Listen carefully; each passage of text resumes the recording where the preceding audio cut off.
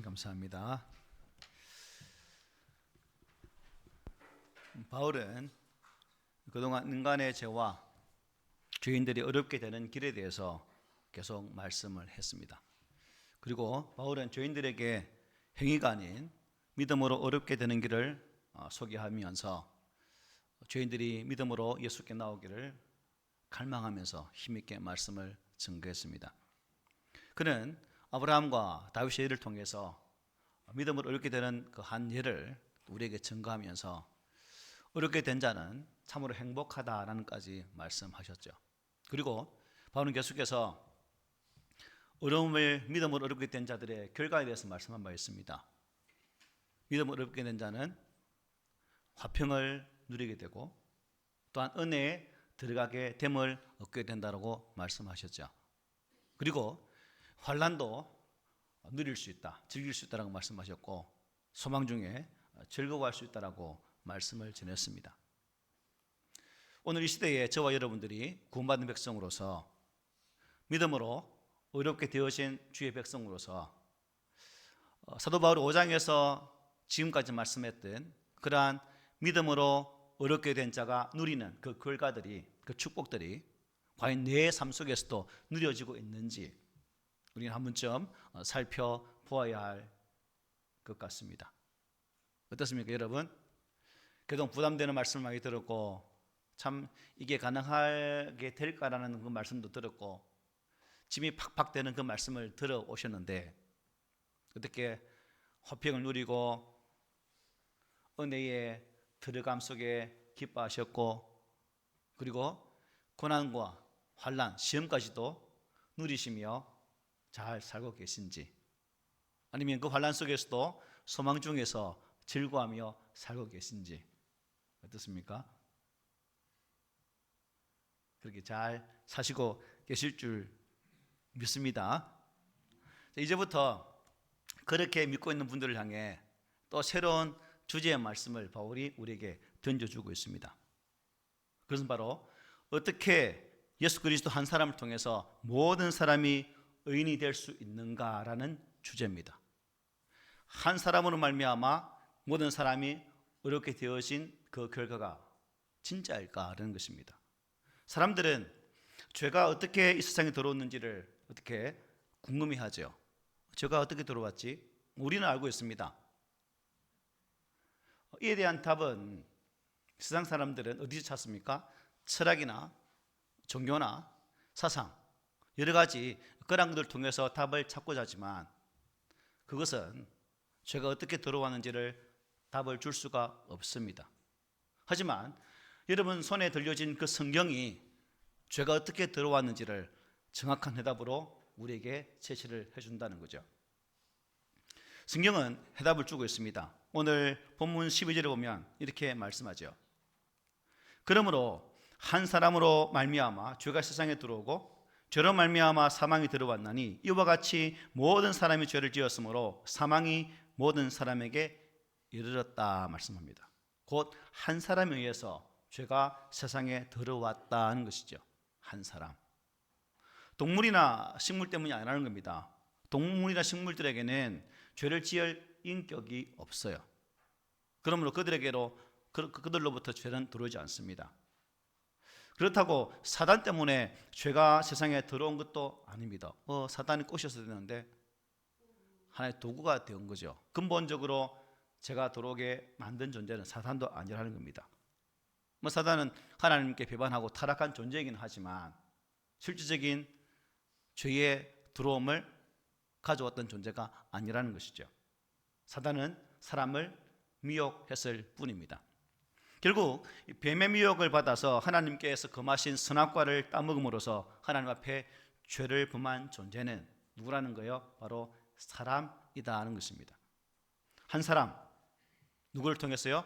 아담을 통해서 이 아담의 범죄로 말미암아 죄가 세상에 들어오게 되었다는 것이 성경의 증거입니다. 그리고 죄만 들어온 것이 아니라 그 죄와 더불어서 무엇이 들어왔습니까? 사망까지 함께 들어오게 되었다는 거죠. 그래서 로마서 6장 23절에서는 죄 삭은 사망이다라고 말씀을 합니다.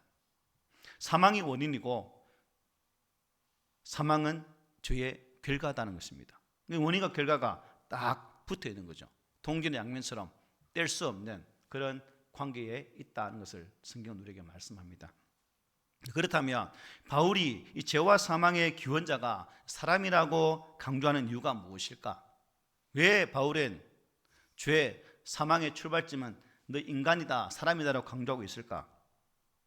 그것은 죄를 지은 존재가 사람이기 때문에 사람이 직접 죄의 값을 치루어야 이 문제를 해결할 수가 있다는 거죠.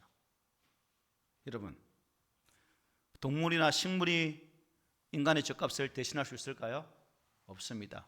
하지만 구약에서는 동물을 드리고 가루를 드림을 통해서 하나님 앞에 속죄 제사를 드리긴 했어요. 그러나 이 제사는 불완전한 제사였고 완전한 제사가 아니었기 때문에 계속 반복적으로 짐승이 죽어나갈 수밖에 없었다는 것입니다. 그러므로 사람이 범한 죄는 오직 그 죄를 범한 누가? 사람만이 갚아야 한다는 거예요. 그런데 문제는 그 죄의 값을 하나님 앞에서 갚을 인생이 어디 있을까 물었을 때 하나도 없다는 데가 문제가 있죠. 죄인은 자기 스스로의 죄의 문제를 해결할 수가 없습니다. 이 죄의 문제를 해결한다는 것은 구원을 받는 것을 의미하죠. 죄인은 스스로가 구원을 받을 수가 없다는 것입니다. 이 죄의 문제라는 것이 해결되어져야만이 비로소 구원받을 수 있는 것이고 진정한 하나님의 자녀가 될 수 있는데 우리 사람으로서는 안 된다는 거죠. 우리 사람으로서는 이 영원한 관계, 즉 하나님 관계를 회복할 수가 없다는 것입니다. 그래서 하나님께서는 한 방법을 준비하셨고 그 하나의 방법이 아들 주 예수 그리스도를 이 땅에 보내셔서 십자가에 죽게 하심으로 말미암아 그 길을 열어주신 거죠. 즉 아들을 대속의 죽음으로 내몰아내셔서 우리에게 그 죄의 값을 해결할 수 있도록 은혜를 베풀어 주셨다는 것입니다. 그렇습니다. 죄는 사람에 의해서 발생한 것이기에 사람이 갚아야 됩니다. 그리고 그 문제를 해결해야 됩니다. 그러나 사람은 그럴 능력이 없다는 것이죠. 그래서 하나님께서 당신 아들을 보내셔서 인간의 죄값을 대신 지불케 하시고 우리에게 참 길을 열어주셨다는 사실이죠. 이게 은혜입니다. 은혜. 그러나 또 어떤 사람들이 이렇게 말하죠.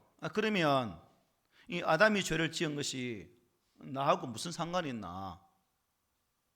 와, 죄 없는 나를 죄 있는 사람으로 취급하느냐?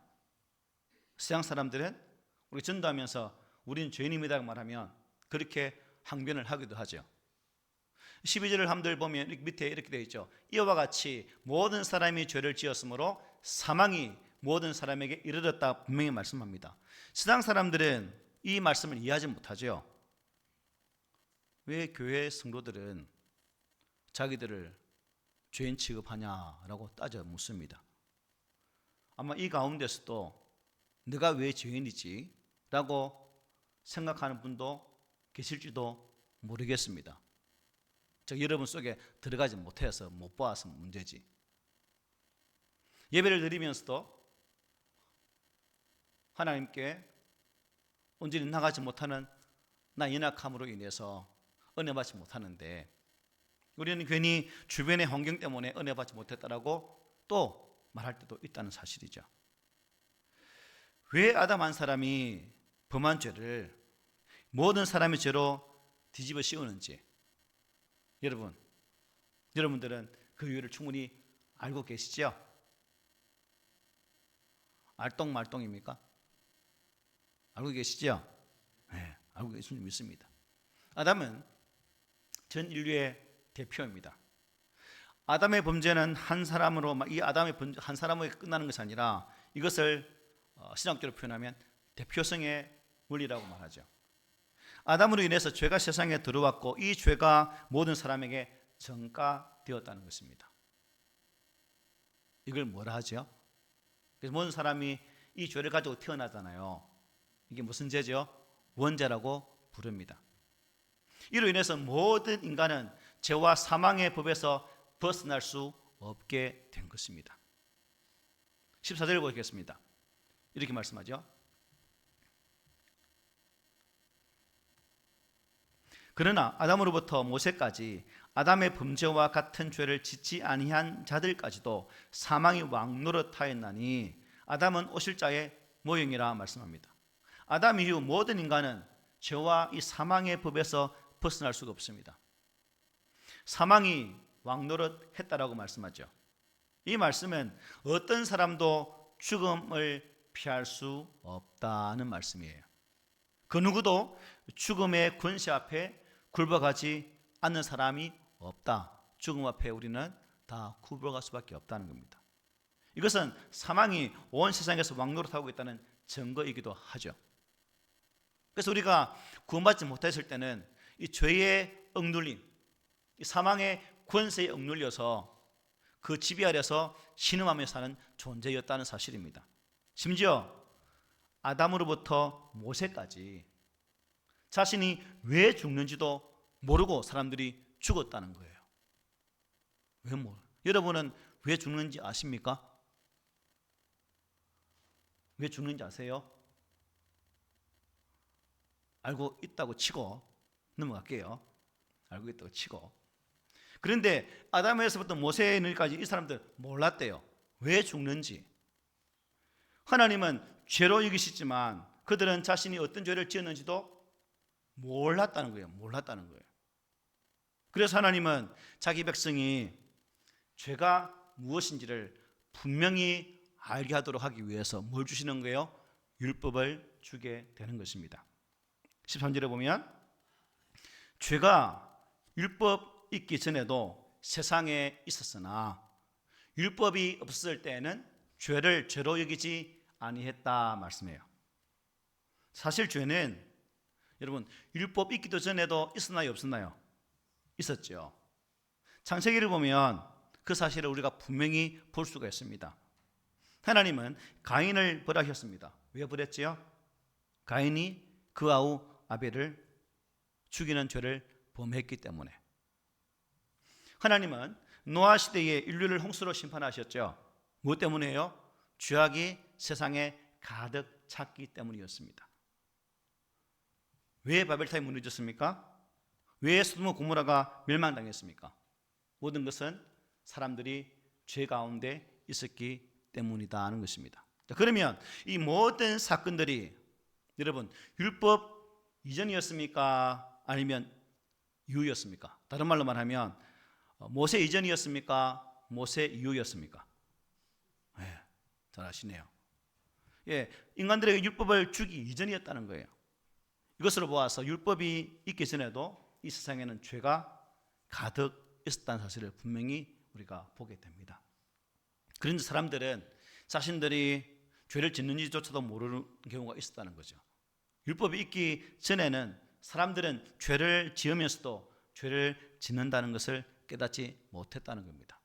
그래서 하나님은 율법을 통해 죄를 깨닫기 원하셨다는 거죠. 이 법이 있을 때 이게 잘못됐구나 아는 것처럼 똑같은 이시죠. 여러분 방에 들어가면 빛이 없을 때는 우리 눈에 보이지 않는 게 뭐예요? 먼지입니다. 근데 햇빛을 싹 비추면 그 안에 그 빛에 따라서 뭐가 보입니까? 수많은 먼지가 보이죠. 그걸 시찰에 어느 목사님은 방 청소하다가 그 빛이 먼지를 계속 쏘니까 계속 청소하다가 허리가 나와버렸어요.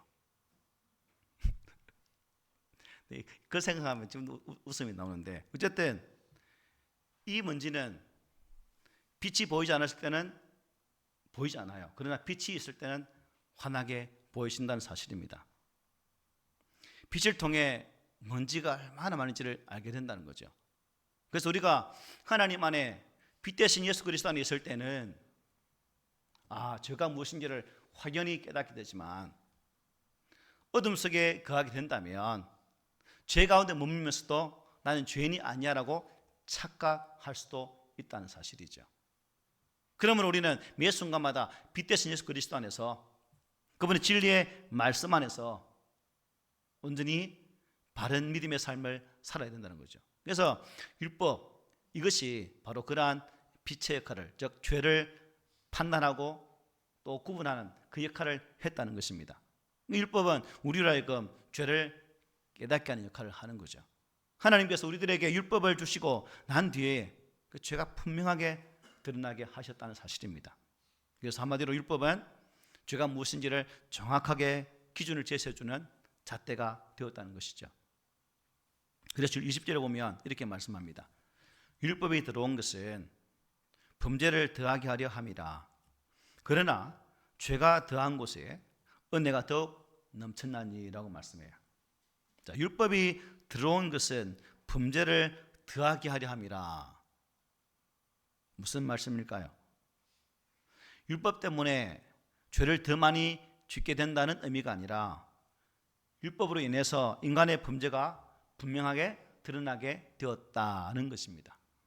그리고 죄가 더한 곳에는 은혜가 넘쳤다는 말씀은 죄를 깨닫게 함으로써 그 하나님의 은혜를 더욱더 사모하게 되어진다는 의미예요. 아, 내가 이렇게 죄인이구나. 이 죄인인 나를 하나님께서 사랑해 주셨구나. 아, 이 은혜가 참 크네라는 사실을 깨닫게 된다는 것이죠. 그래서 어둠이 깊을수록 그 가운데 비치는 빛은 더욱 밝아 보이듯이 죄가 더 많아지고 많이 드러날수록 하나님의 그 용서와 은혜는 더 크게 느껴진다는 것입니다. 우리가 삶을 살아가면서 여러분의 삶의 자리에서 이런 하나님의 은혜와 사랑의 크기를 여러분들은 어떻게 어느 정도 느끼면서 살고 계십니까? 우리의 죄의 덩어리가 크면 클수록 그 은혜의 덩어리는 더 커질 것이고, 또한 그 민감한 죄에 반응한 사람일수록 작은 죄일지라도 더 큰 은혜로 느껴지는 삶을 살 수 있을 것입니다. 그래서 존머리는 이렇게 말합니다. 죄가 더 증가하고 그가 갈수록 칭의에 충만한 은혜는 더욱더 위대하며 그 은혜의 광채도 더욱더 빛나게 된다라고 말했어요. 어떤 분은 이 죄와 은혜를 바닷가에 산더미처럼 쌓아놓은 모래성과 밀물에 비유하기도 했습니다. 모래성, 이런 모래성이 아무리 클지라도 큰 파도가 한번 쫙 밀고 가면 어떻게 돼요? 다 무너지죠. 예, 하나님 은혜의 파도가 그렇다는 거예요. 비록 우리가 죄성에 가득 차 있고 그 저런 말미암아 어찌할 수 없는 삶을 살지만 하나님의 은혜의 파도가 우리의 삶을 휩쓸고 갈 때 그 은혜로 말미암아 우리는 죄 없다 하신, 즉 하나님 믿음으로 말미암아 죄 없는 자가 될 수 있다는 사실을 그 예로 들어서 설명을 하고 있는 분도 있더라는 겁니다. 은혜가 죄보다 훨씬 더 강력한데도 우리는 이 믿음의 삶을 살아가면서 그것을 알지 못할 때가 많다는 거예요. 이 은혜를 알지 못하니까 죄의 권세 앞에 쩔쩔 매는 경우도 크다는 겁니다. 분명히 예수 이름의 권세로 그분의 이름의 능력으로 외치며 선포하고 나가면 이길 수 있음에도 불구하고 우리는 그 죄의 크기에 억눌려서, 죄의 크기에 짓눌려서 그 죄의 두려움에 매몰되어서 은혜의 무기를 활용하지 못할 때도 있다는 사실입니다. 그러므로 저와 여러분들은 이 말씀을 대하면서 하나님의 은혜의 크기, 하나님의 은혜의 능력은 죄가 가지고 있는 능력보다 크다는 사실, 또한 그 하나님의 권세는 그것을 없이하고 남음이 있다는 사실을 기억하면서 매 순간마다 이 은혜 앞에 감사하고 또 주의 능력 앞에 온전히 설 수 있는 그런 성도들이 되었으면 좋겠습니다. 여러분, 하나님 앞에 용서받지 못할 큰 죄가 있습니까? 작은 죄든 큰 죄든 하나님 앞에 다 용서받을 수 있어요. 또 그 하나님의 사유하심 은혜가 없이 이 땅에 어려운 삶을 살 수 있는 사람이 한 명도 있습니까? 한 명도 없어요. 그러므로 은혜가 아니면 우리의 신앙생활은 가당치도 않으며, 그러므로 매 순간순간마다 그 하나님의 거룩한 은혜 앞에 붙잡혀 살아갈 수 있는 우리가 되어질 때에 죄 앞에서도 당당한 성도가 될 수 있다는 사실이에요. 그러면 여러분, 구체적으로 이 하나님께서 이 죄와 사망의 법에 사로잡힌 우리 인류에게 어떤 은혜를 주셨는가? 은혜를 주셨다고 하는데 그 은혜가 무엇인가? 무엇일까요? 15절 함께 읽어보겠습니다. 시작. 그러나 이 은사는 그 범죄와 같지 아니하니 곧 한 사람의 범죄를 인하여 많은 사람이 죽었은즉 더욱 하나님의 은혜와 또한 한 사람 예수 그리스도의 은혜로 말미암은 선물은 많은 사람에게 넘쳤느니라. 아멘. 한 사람으로 말미암아 인류에게 찾아온 죄와 사망을 치료하기 위해서 하나님께서 은혜를 베풀어 주셨습니다. 그것은 한 사람 아담을 뛰어넘는 또 다른 한 사람 예수 그리스도를 보내주신 사건이기도 합니다. 바울은 14절에서 아담을 어떻게 표현하고 있습니까? 오실자의 모형이다라고 표현했어요. 아담이 전 인류의 대표라는 점에서 그리스도의 모형이라는 겁니다. 여기서 말하는 오실자는 누굴까요? 저 높고 높은 하늘의 별의 권세를 뛰어넘고 남음 있는 큰 권세를 가진 자, 그분이 누굽니까? 하나님 아들, 빛 대신 예수 그리스도입니다. 그분이 오실자의 모형이라는 사실이죠.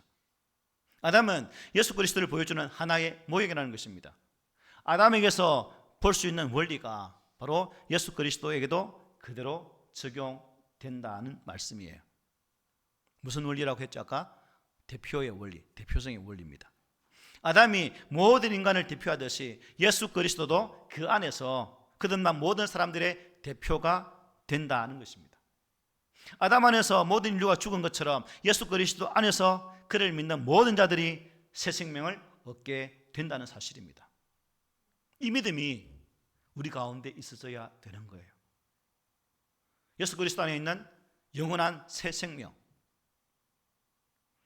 특히 예수님께서 오셔서 선물을 넘치게 주셨다고 말씀했습니다. 15절 끝에 보면 또한 한 사람 예수 그리스도의 은혜로 말미암은 선물은 많은 사람에게 넘쳤다 말씀했죠.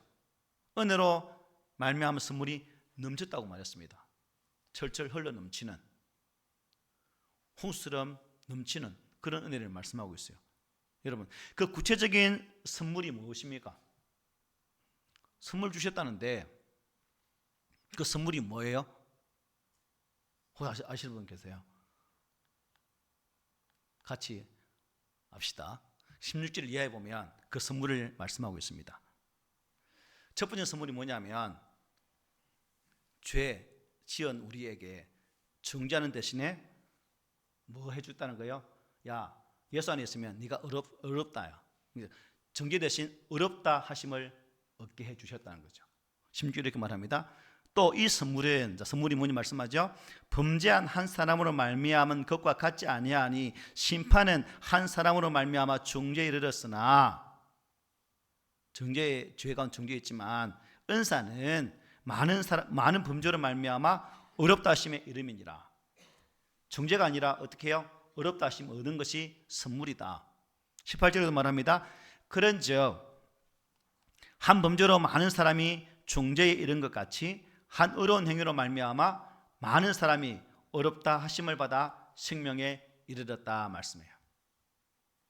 첫 번째 선물이 뭐라고요? 정죄 대신에 뭘 주셨어요? 어렵다 하심을 주셨다. 누가 안에서요? 예수 그리스도를 믿음으로 말미암아. 그리고 이어지는 말씀 보면 이제 두 번째 선물을 말씀해요. 두 번째 선물은 뭘까요? 그동안 우리는 예수 믿기 전에는 아까 말씀 읽었던 것처럼 누구 아래에서 죄의 노릇을 했어요? 죄의 종 노릇을 했어요? 사망. 죄가 우리의 삶의 뭐였어요? 왕이었어요. 죄가 우리 인생의 왕노를 했다는 겁니다. 그런데 이제는 예수를 믿음으로 말미암아 어떻게 됐다는 거예요? 생명 안에서 우리가 누가요? 내가 왕노릇 하게 되었다고 말씀해요. 17절 우리 함께 읽어보겠습니다. 시작. 한 사람의 범죄로 말미암아 사망이 그 한 사람을 통하여 왕노릇하였은즉 더욱 은혜와 의의 선물을 넘치게 받는 자들은 한 분 예수 그리스도를 통하여 생명 안에서 왕노릇하리로다. 아멘.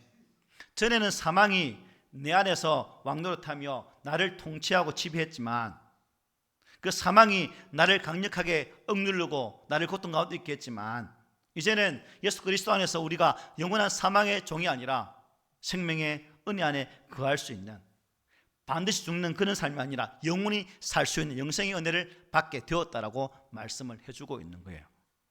예수 그리스도 안에서 이 새 생명, 영생을 받았다는 것입니다. 그러므로 16절, 18절, 17절에서 우리가 예수로 말미암아 받은 선물이 몇 가지였어요? 두 가지였죠. 첫째가 뭐였습니까? 어렵다 하심을 받은 것. 또 하나는요, 우리가 왕노릇하게 되었다는 사실. 여러분, 이 큰 선물 감사하지 않습니까? 이 선물이 마음의 확신으로 다가오십니까? 아니면 여전히 뭐 뜬구름 잡는 것처럼 그렇게 느껴지고 있습니까? 그렇다면 심각합니다. 진짜 심각합니다. 계속 바울이 이 말씀을 주면서 구원의 확신을 가지라고 말씀하는데, 아직까지 여태껏 구원의 확신 없이 뜬구름 잡는 것처럼 이 말씀이 들린다면 어찌하죠? 어쩌죠, 여러분?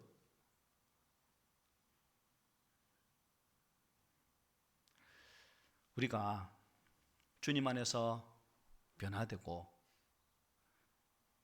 세상의 법칙대로 가면 영원한 사망, 중죄에 이를 수밖에 없지만, 우리의 구세주 예수를 통해서 의롭다 하심을 받았다는 이 사실, 그리고 구원받은 우리는 주에게 지배당하는 인생이 아니라 왕노릇하는 은혜를 가지게 되었다는 이 사실, 우리 성도들이 마음 확신으로 믿으시기를 바랍니다. 그리고 그 안에서 나는 자유자가 되었다는 분명한 선포와 더불어 영적인 자유 또한 마음껏 누리는 우리 성도들이 되셨으면 좋겠습니다. 이제 우리는 예수를 통해서 생명을 선물로 받았어요. 곧바로 소멸되는 생명이 아니라 어떻게 해요? 영원히 지속되는 무슨 선물? 영생입니다. 그래서 21절 이렇게 말합니다. 함께 읽어봅시다. 시작.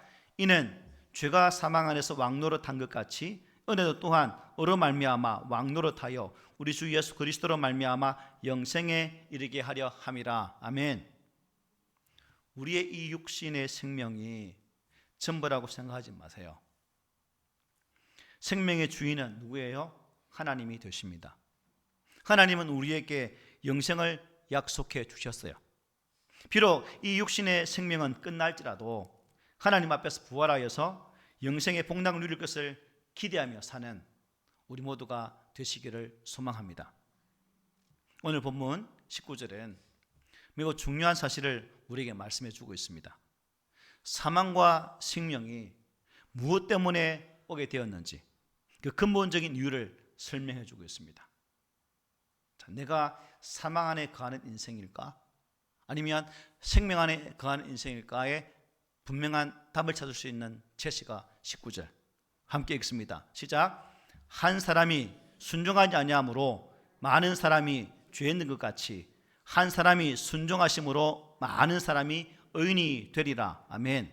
자, 여기서 핵심이 되는 단어가 뭐예요? 순종이죠. 순종. 왜 죄와 사망이 이 땅에 들어왔습니까? 아담의 범죄 때문이죠. 그러면 아담이 왜 범죄했습니까? 하나님의 말씀에 불순종했기 때문입니다. 자, 그러면 우리는 어떻게 구원을 받았죠? 예수 그리스도의 그 보혈의 피를 믿었기 때문입니다.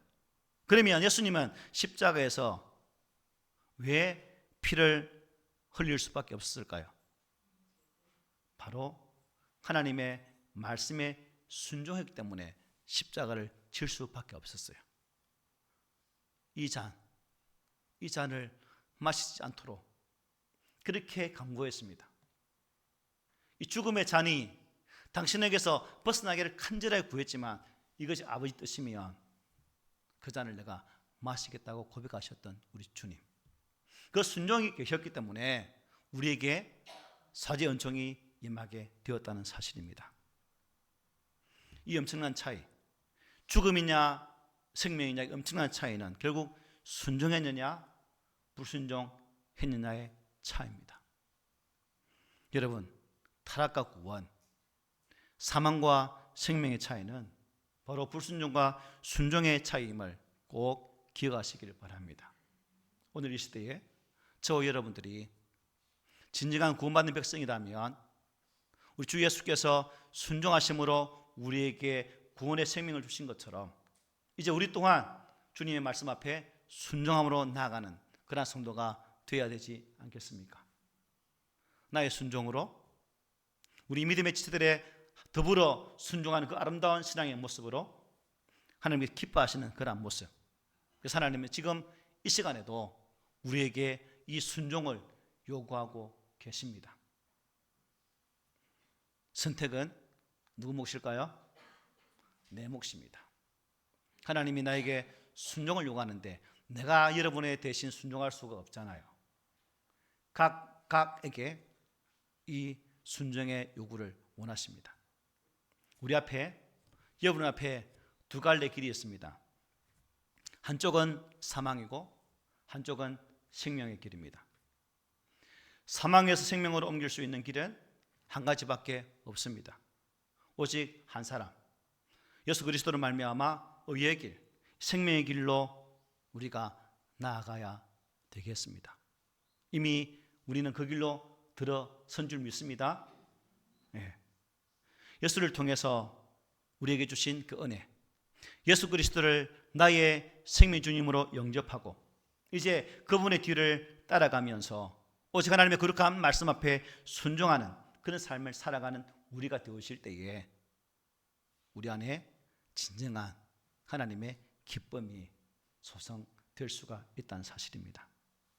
이제 저와 여러분은 이 죄와 사망의 법에 매인 종의 삶을 살지 말고 우리 주 예수 그리스도를 통해서 주시는 의와 생명의 법의 지배를 받아서 참된 자유를 누리는 삶을 사시기를 바랍니다. 아담은 죄와 불순종의 역사를 낳았고 예수 그리스도는 생명과 순종의 역사를 창조하셨습니다. 우리는 아담과 같이 좋지 못한 역사를 만들어갈 수도 있고 반면에 예수님과 같은 생명의 역사를 창조해갈 수가 있습니다. 난 사람이 어떻게 사느냐에 따라서 나의 삶이 달라지고 내 자녀가 달라지고 우리의 가정이 달라지고 직장과 사회와 이민족이 달라질 수가 있다는 사실입니다. 누구로 말미암아 나 한 사람의 순종으로. 그러므로 나 한 사람의 순종이 중요하다는 거죠. 나 한 사람이 중요하다는 사실입니다. 아무렇게나 방치된 삶을 살지 마시고 매 순간순간마다 나를 구원하신 그 은혜 앞에 감사하면서 예수께서 보여주신 진실한 순종의 모습으로 우리의 삶이 나타나고 그 순종의 삶을 통해서 여러분의 삶의 가운데 회복의 은혜가, 생명의 은혜가, 그리고 영원한 하나님의 거룩한 은혜의 복이 함께하는 그 역사가 있기를 오늘 말씀으로 부탁을 드립니다.